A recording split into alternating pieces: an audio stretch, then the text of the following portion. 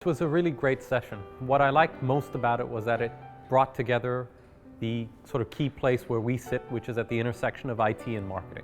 And we had senior stakeholders from both, and the format in terms of having this kind of round table, really interactive discussion type setup made a lot of sense. So yeah, really enjoyed it. As I said a couple of times during the session, for me the most important thing is we look at the consumer, right? And what is their behavior? Because their behavior, whether it's the way they're using tools like Instagram or Facebook Messenger or WhatsApp or any of the other types of messaging apps that are out there, are really kind of telling us about where things are headed and what people want.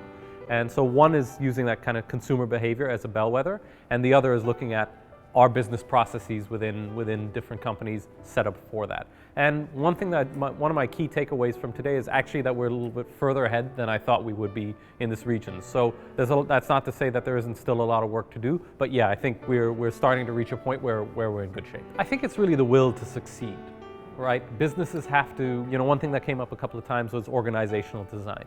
And businesses really have to think about how they need to structure themselves in order to service their customers as effectively as possible. And that would be my one real concern, that is there really the will to reorganize a business, bring in the people that you need, and I think this was brought up a couple of times as well, right? The generational gap. How far away are you removed from your consumer, from your customer, in order to be able to understand how they think and set your business up for success with them? So that would be my concern, really about organizational design. But again, where there's a will, there's a way. So I think we're getting there.